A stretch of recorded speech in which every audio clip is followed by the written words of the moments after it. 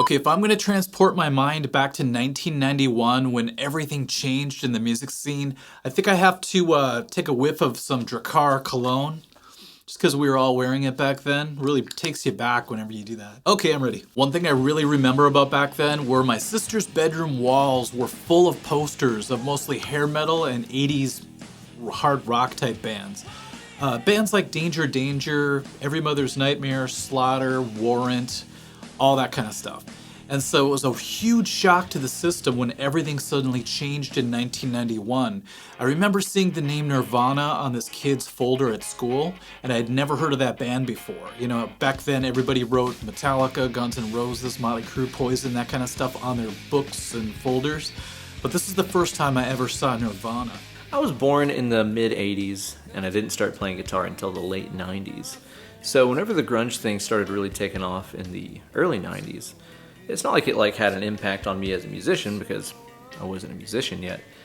But I think my first memory of the whole grunge scene taking off was actually hearing Lithium by Nirvana. I remember hearing it on the radio while my mom was in the bank or something, and I was sitting in the car waiting on her.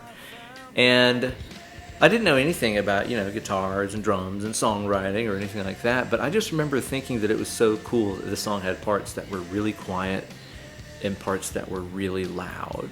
And there was something about it that just seemed less slick, more genuine sounding than the hyper-produced, glossy 80s pop stuff that I had been raised on.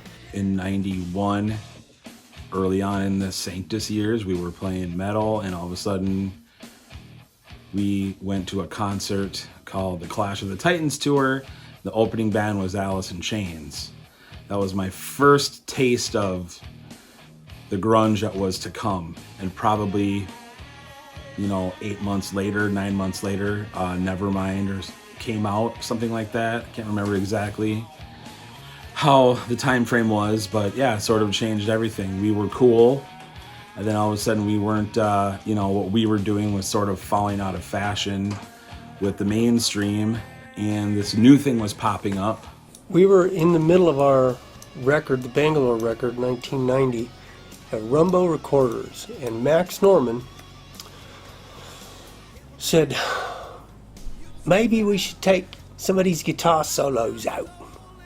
And I thought, man, you're not taking my guitar solos away from me. I worked all my life to get these things going like this, right?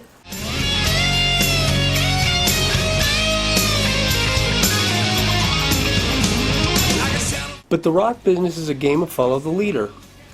And when Nirvana came out, it changed everything. It changed the aesthetic, what was marketable for looks.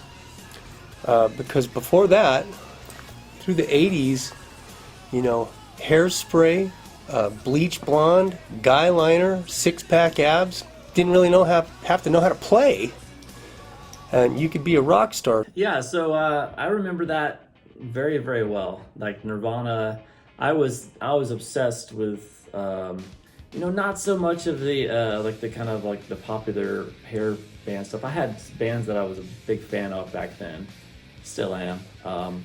I was into the whole shred stuff, the Vibe by that time and stuff. So I was taking it all real seriously and stuff. And then when Nirvana came out, I remember I was on my way to school, I think it was the fall of '91, and this song just comes on MTV, and it was this visceral sounding song. It was just really catchy, but it was just very unique, and you just knew there was something there, and it was a very kind of an eye-opening thing to look at. And then I remember literally coming home from school and going to the CD store and saying, I don't know the name of this band. That song was going in my head all day, and I'm I just it was kind of like this, and I'm just trying to hum it. And he's like, it's Nirvana, it's right over there. These things were selling out. I mean, it was just massive. Boy, when the 90s hit, I was on album number 6. And that was the 6th record since I left Hurricane Alice. We thought everything was going to be great. Had Tim Bamba from Sire Records coming out to showcase the band with a band called Dirty Looks. Had a song on the radio with Hard Lies. It looked like everything was going to hit. And then all of a sudden, everything else hit. Nirvana, Pearl Jam, Soundgarden, Alice in Chains. All great bands. But as far as us, all of a sudden we were just left in the dust. A couple days later on our local rock station 93X, they played Smells Like Teen Spirit for the very first time, and it was such a shock because they had just gotten done playing Heartbreak Boulevard by Shotgun Messiah. It's still one of my favorite hard rock songs of all time.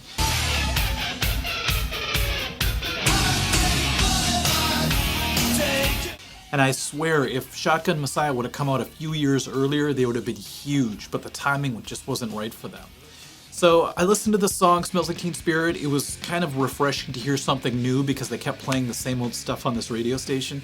And when it got done, they said the name of the song and I couldn't believe it. I thought he was kidding because Teen Spirit was actually a deodorant that they marketed to teenagers back then. Teen Spirit, the harder you play, the harder it works. And then when he said it was by a band called Nirvana, I put two and two together. I'm like, okay, that was the band that was on that kid's folder. So something big is coming. You know, you could just sort of feel it. So even back then, even though, I would have been 6, 7, 8 years old, whenever that song came out, I just remember thinking that something different was going on about this, and I liked what I heard. It was exciting, it was interesting. We were trying our best to deal with it, I think. And Alice in Chains was always still my favorite, I believe, from that time. I got into a little bit of Soundgarden. Never really didn't really love Nirvana. I liked Nirvana. Didn't really get into them. But after Kurt Cobain died and Dave Grohl formed Foo Fighters, it became one of my favorite bands of the late 90s, early 2000s. The real first nail in the coffin of hair metal was the first Guns N' Roses record. And that was 87, 88. But you could feel it changing. It's a lot like boy band metal today, where the hairstyles are all sweepy and then they go away and they're not sweepy anymore.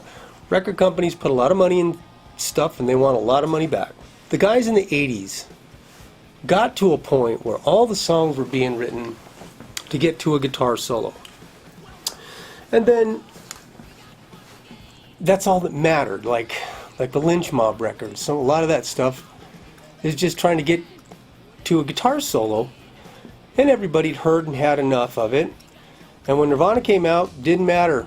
Thrashy, mean, vicious, but Nirvana wrote good songs. And if you'll notice, in the 90s, as soon as that came out, here comes all of those other bands. If you said you were from Seattle, you could get yourself a deal. Not too long after that, the radio station 93X started to play REM's It's the End of the World as We Know It, and I Feel Fine, and they just played it over and over again for 2 straight days. As soon as the song got done, the little snare fill would hit and it would play again.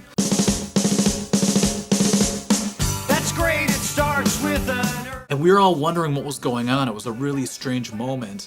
But after 2 days or so, I think, they stopped playing the song and suddenly it was a brand new world. Like that radio station changed from hard rock, mostly hair metal and 80s rock, to alternative and grunge.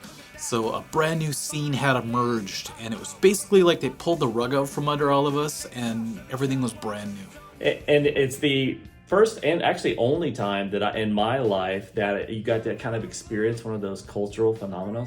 I kind of seen a lot of famous artists and stuff, when I was always a big music fan, but this is the first time, I think this happened in the fall, so it was like when we entered the school year that year, if you would have taken a big class picture in like September or whatever, or whenever the school year started, these people would have their whole the teased hair and all this stuff. Fast forward a few months, the end of that semester, and you took another picture of everybody. It literally looked like, I don't know, some like nuclear holocaust happened or something. Everybody's just dressed like they're like lumberjacks, and it was a very weird cultural phenomenon. Not only did it wipe out every hair band, but it really changed how people dress and everything for quite forever. So it was just very unique. Ironically, I hated those bands then all of the bands in Minneapolis decided they had to start playing like a grunge band in order to get noticed. Evolution is great. At the time, I refused to do it. I didn't want to sell out. I didn't want to change. At first, I hated those bands. Now, you know what? I've grown to love those bands. In fact, I played in a Pearl Jam tribute for a number of years. Ironically, that's the new classic rock now. Swallow that one.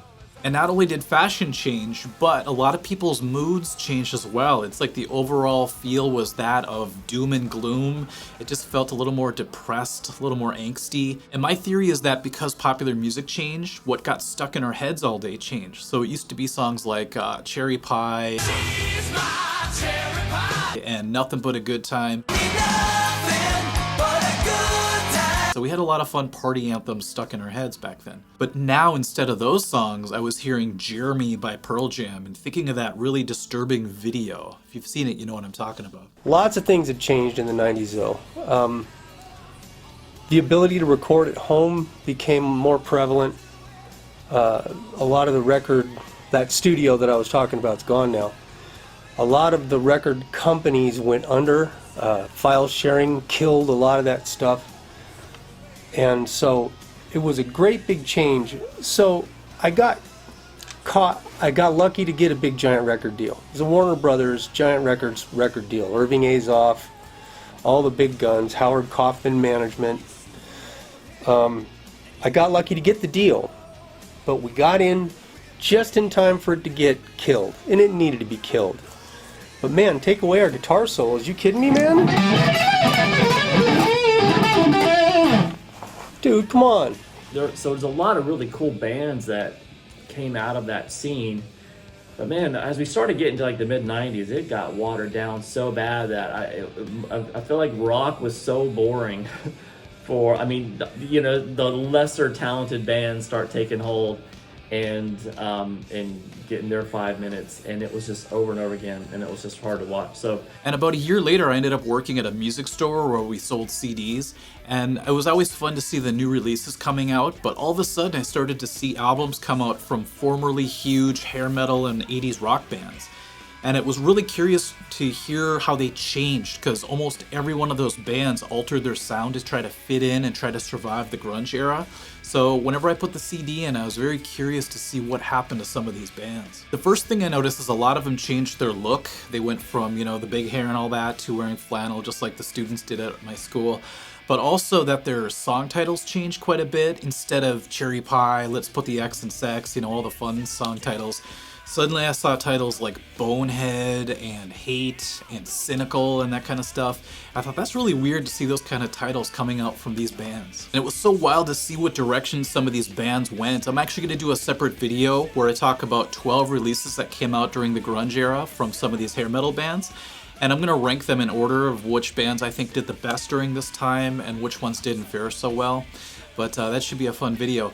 But I noticed that they all changed in a certain way, not always for the better either. We got to thank Dimebag Darrell for keeping them guitar solos in there, because he wasn't just going to do one, he was going to do two per song. Haha, Dimebag. So there was a faction of music that wasn't having it.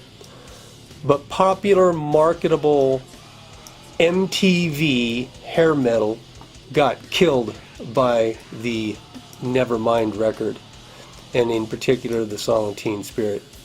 And like I said, it needed to be killed. It got really, really bad. Since then, rock has struggled to get back on the charts, like the real charts, for like 2 decades now, and I think it was because of that late 90s kind of second half of the 90s just killed any energy in rock and stuff. But so that's what the main thing that you never lacked in the 80s, even with a bunch of crap bands out there. It was all a lot of energy that was fun, so I miss it. But yeah, good and bad, I guess. And at least with Nirvana,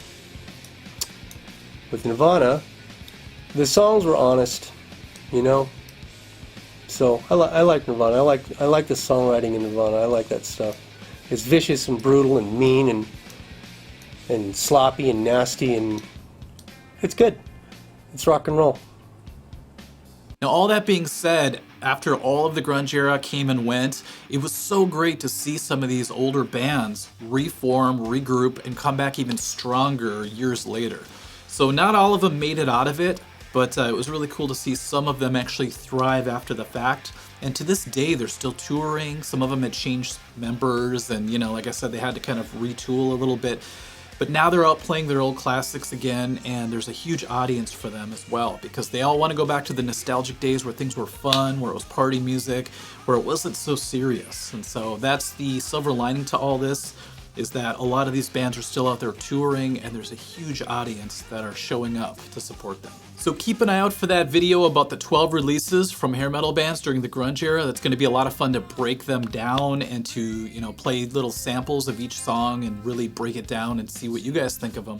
But I just want to thank everybody who submitted their videos. I asked a lot of my friends if they would chime in, and it's really cool to hear everybody's perspective on what happened back in the early 90s when everything changed for us. I'll be doing a lot more videos like this, kind of like a roundtable discussion where I put out a question and then just have my friends or people I know just send in their videos and we can all discuss our own perspectives on what happened. It can be a lot of fun. Okay, everyone, thank you for watching, and we'll catch you at the next video. See ya. Bye.